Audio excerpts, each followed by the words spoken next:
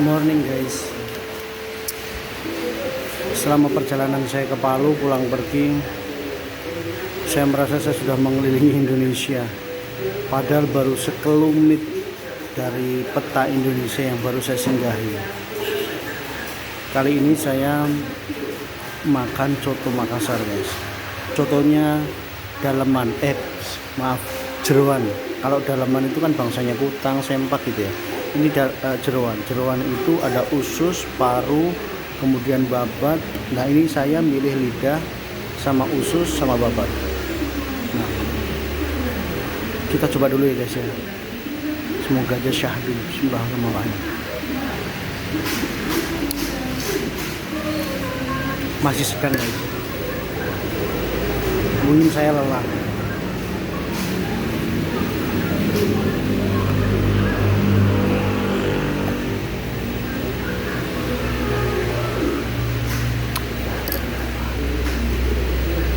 Kita kasih jeruk nipis lagi. Tadi udah satu potong, sekarang saya kasih satu potong. Jujur saya suka agak asem gitu ya, mirip masakan Thailand. Kan itu agak asem ya, sambelnya asem, terus sayurnya asem. Guys, rambut saya kelihatan gimana gitu ya guys ya. Nanti akan saya potong guys. Masih kurang asem guys.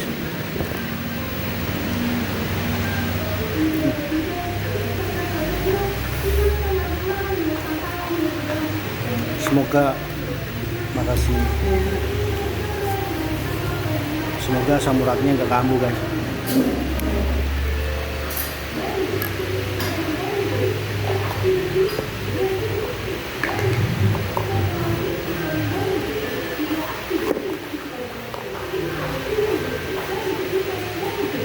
Oke, kita coba kombinasikan garam, coto dengan sambal. Bismillahirrahmanirrahim. Enak. Guys. Subhanallah guys. Saya sebenarnya nggak begitu lapar. Tapi kalau semakin nggak saya isi takutnya masuk angin, karena tadi pagi sudah pengen itulah guys. Enggak. Luar biasa. Saya kasih jeruknya 4. Kupatnya orang Bugis, kupatnya orang Makassar itu kecil-kecil guys. Tapi dia padat. Jadi kalau di Jawa itu katanya kebanyakan isi kupatnya mungkin, karena dia masih kepiar. Kalau yang gabung baru. Nah, saya akan coba lagi.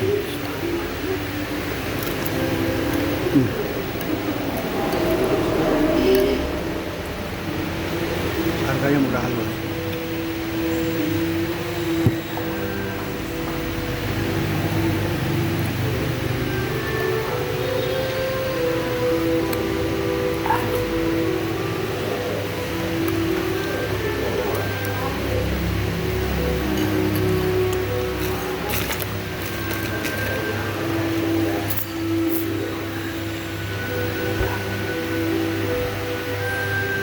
Ini saya lagi ngantuk-ngantuknya guys. Serius. Saya mau minum vitamin suplemen. Barangkali nanti agak kepiar, karena Pak Maro dari pagi udah nyetir 6 jam ya Pak. Udah 6 jam, saya 2 jam, dia 6 jam. Gila. Dia sudah berumur, tapi tenaga muda guys. Saya nggak bisa bayangin saat dia masih muda. Wah gila itu, doyan kerja. Orang bilang nggak punya pusat.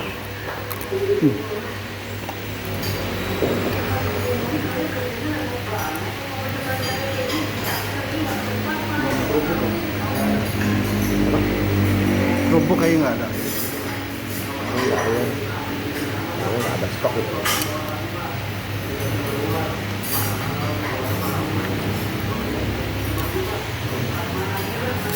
Saya ingin makan sedikit aja guys, karena sebentar malam saya rencana mau makan di restoran Pinos. Itu andalan saya guys. Wah.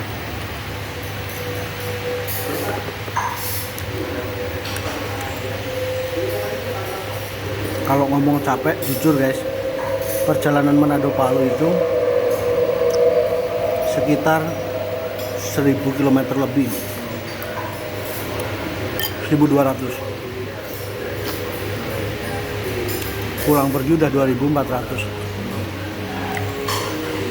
Sepanjang saya kegiatan di Palu, Masya Allah, capek sekali. Medannya susah, mobilnya keras, 4x4.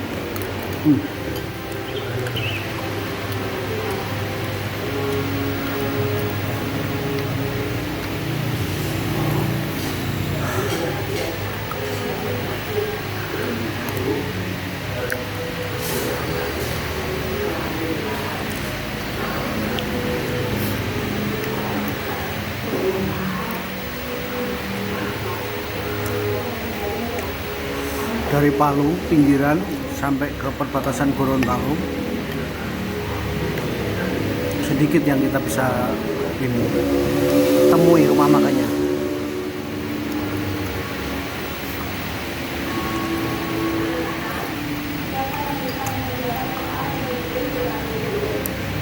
Saya tadi sebenarnya pesennya coto lidah, cuman ibunya bilang tadi, Pak, lidahnya nggak cukup 1 porsi,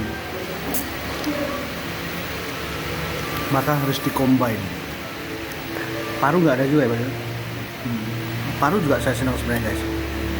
Agak kenyal gitu loh, kayak daging, kayak apa gitu.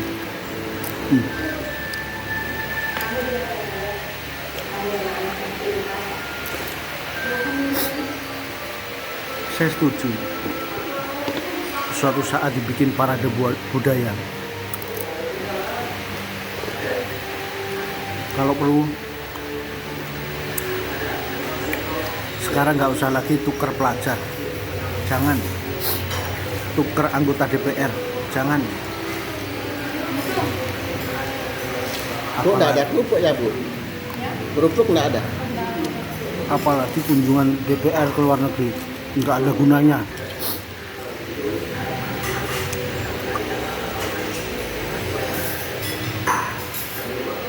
Kunjungan itu sifatnya halus saja. Dia mengharapnya apa, tapi sebenarnya nggak melakukan apa-apa. Begitu guys, menurut saya. Terus bagaimana solusinya? Solusinya adalah tukar masakan tradisional. Jangan tukar pelajar. Jangan studi banding, studi makanan tradisional seluruh Nusantara. Bikin pecak seperti orang Betawi. Bikin gado-gado seperti orang Betawi. Bikin bakso seperti orang Wonogiri, bikin coto seperti orang Makassar, coto kaledo orang Palu. Mereka akan takjub. Masukkan masakan Nusantara itu menjadi ilmu yang harus dipelajari di universitas seluruh dunia, supaya mereka bisa memasak masakan Nusantara yang lezat, guys. Ini mungkin agak sedikit konyol, tapi menurut saya ini adalah terobosan bagaimana kita kalah di money currency, tapi kita menang di culture. Kita menang dalam hal masakan. Boleh.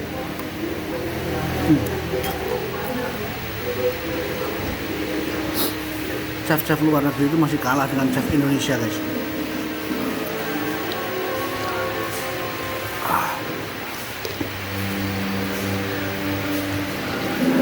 Jadi menurut saya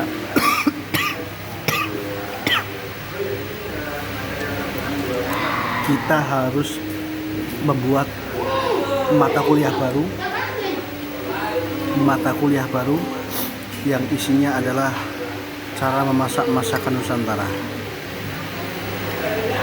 Kuliah baru, dan kita bikin buku khusus yang harus dipelajari oleh, kalau mereka mengirim mahasiswa ke Indonesia, maka wajibkan mahasiswa itu untuk belajar bahasa Indonesia, belajar menjadi chef dan masak masakan Indonesia.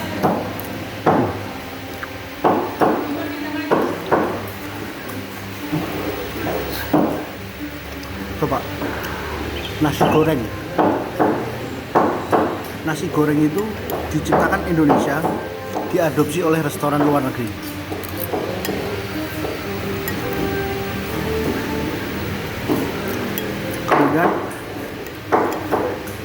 Kalau di Manado ada namanya rica, ada namanya saraba. Perhatikan guys, Oh. kita sebagai bangsa yang kaya culture, kaya budaya, kaya ilmu pengetahuan, harus memahami positioning kita.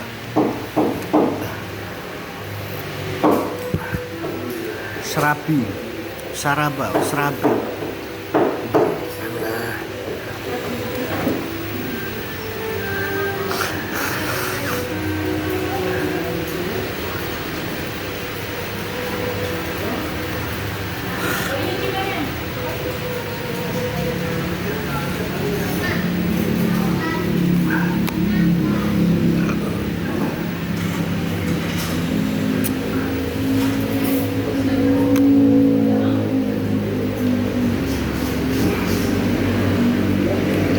Jadi menurut saya keanekaragaman budaya, kearifan lokal, masakan, bahasa, inilah yang bisa mempersatukan Indonesia menjadi Indonesia. Jangan mau dibodohin ya. Anda tahu maksud dari virus COVID ini tersebar? Saya ingin kasih tahu guys. Globalis internasional menginginkan bagaimana kita bekerja dengan model 4.0 atau sekarang Windows 5.0 bahkan. Kemudian diciptakannya virus COVID, isu virus COVID dan turunannya supaya memperlancar cara bisnis itu. Saat ini semua sudah hampir semuanya menggunakan online. Perdagangan online, meeting online, pertemuan tadi meeting online pakai Zoom dan lain sebagainya, MS Team. Kemudian penawaran sudah nggak perlu di sign secara manual, tapi secara elektronik. Itu salah satu sudah mengalami perubahan selain perubahan-perubahan yang lain yang saya belum tahu. Social distancing seolah-olah menjadi momok. Kemudian orang menggunakan masker, orang menggunakan face shield, apalagi orang harus rapid test. Anda bayangkan bahwa itu semacam ada pembatasan secara struktur dan masif sehingga orang tidak bisa keluar rumah untuk mencari nafkah. Pertanyaannya kemudian adalah who survive dengan kondisi seperti ini? Siapa yang akan survive? Siapa yang akan bertahan dan bisa mengembangkan bisnisnya? Dengan kondisi orang tidak bisa keluar rumah, orang tidak bisa menjalani aktivitas, orang mulai berpikir bekerja di luar rumah akan tinggi kosnya karena harus rapid test setiap 3 hari sekali. Dan anehnya petugas-petugas ini latah guys. Saya tidak tahu kenapa.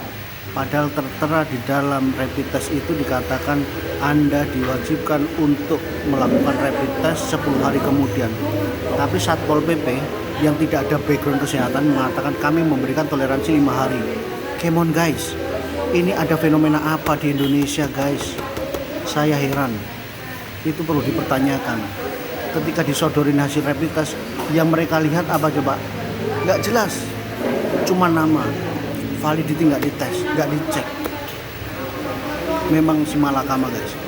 Kalau menurut saya back to normal. Insya Allah Indonesia dijaga. Insya Allah ini hanya permainan negara-negara globalis untuk memastikan bisnis 5.0 bisa berjalan sehingga orang takut keluar rumah. Orang yang dulunya masih 2.0 or 3.0 bisnisnya kemudian akan segera beralih ke 4.0 atau 5.0. Ini pesan saya. Setelah saya amati detail, bayangkan saja guys. Ini contoh teman saya kemarin yang sudah saya ceritakan di vlog sebelumnya. Teman saya itu tidak punya rapid test kemudian ditahan KTP-nya. Oke, saat ditahan diambil hanya memutarin areal pengecekan saya yang sudah expired disuruh rapid lagi. Kira-kira yang ini waras apa enggak ini petugas begini? Hanya mengitari itu, padahal saya sudah ada di zona Palu guys. Anda bisa bayangkan, lebay menurut saya. Berapa biaya rapid? 450.000. Siapa yang untung? Orang-orang farmasi, globalis farmasi yang untung. Jadi menurut saya, untuk teman-teman semua, bingung saya mau ngomong apa. Mau ngomong suruh percaya dengan COVID, gimana juga ya? Nggak percaya, ya itu yang diminta pemerintah. Bahkan Presiden sudah memahami bahwa kita tidak bisa hidup tanpa berdampingan, atau kita new normal itu adalah bahasanya Jokowi gimana bos? Berdamai ya, berdamai dengan corona. Saya nggak tahu berdamai dengan bagaimana itu caranya, tidur bareng atau main bareng atau apa ya berdamai, atau bikin surat perjanjian bareng dengan COVID ini. Nah, nggak tahu. Mungkin yang dimaksud Pak Jokowi adalah tetap hidup sehat, tetap antisipasi adanya COVID tanpa harus kehilangan aktivitas yang menghasilkan uang, yang menghasilkan penghasilan untuk menafkahi keluarga. Sumbangan 600.000 sebulan itu sebenarnya jauh di bawah harapan masyarakat. Dalam arti begini, orang itu lebih tersiksa nggak boleh kemana-mana dibanding dengan 600.000. Saat ini 600.000 itu bagi sebagian besar orang itu sangat mudah.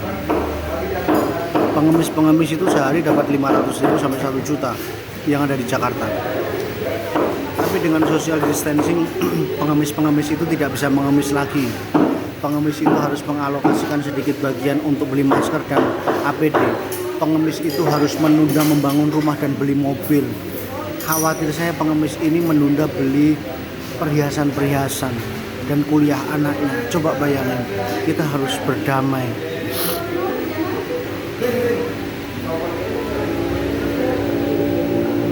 Saya bukan anti pemerintah, bukan anti COVID, tapi yang jelas saya anti ketidakmapanan.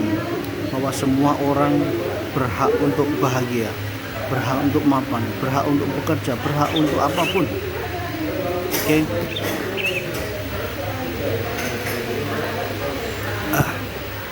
Jadi guys, kesimpulannya adalah saya mengenal Kota Palu tidak lama. Jadi saya belum banyak membuat tutorial atau testimoni.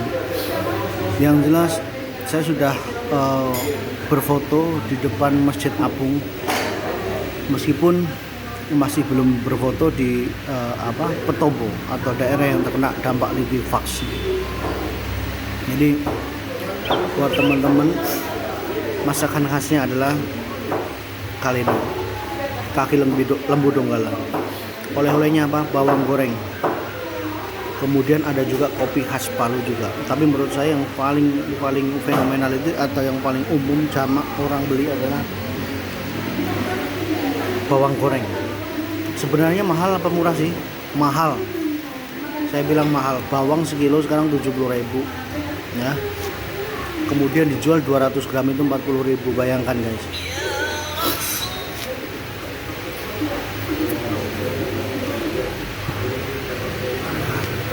Allah ya karim.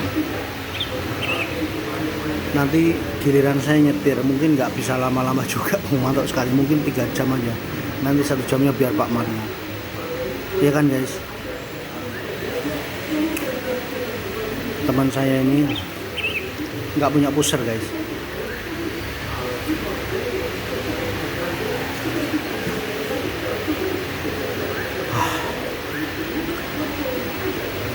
Perjalanan kami masih 4 jam lagi kalau dilihat dari Walsa. Cuman saya ingin merapalkan ilmu Bayu, ngatut angin guys. Barangkali dengan ngatut angin itu tidak terkena macet. Barangkali bisa. Bismillahirrahmanirrahim, ya kan?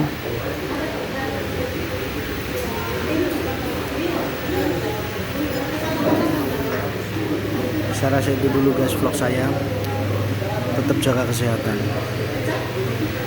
Anda boleh dengan penghasilan berapapun, tapi saat sehat itu tidak ada dalam diri Anda, percuma semuanya. Tapi juga demikian pula sebaliknya. Sesehat apapun kalau Anda nggak punya penghasilan, kalau guru saya bilang dulu, lebih berharga dibanding kelaras. You know what is the meaning of kelaras? Kelaras adalah daun pisang yang kering yang kemudian pakai untuk bahan bakar merebus air, kelaras namanya. Jadi dua itu penting, kerjaan penting, penghasilan penting, kesehatan juga jauh lebih penting. Saya yakin pemirsa semuanya sudah sangat peduli dengan hal ini. Oke guys, terima kasih. Sampai ketemu nanti vlog nanti makan goro babak karica dan jantung pisang guys. Thank you.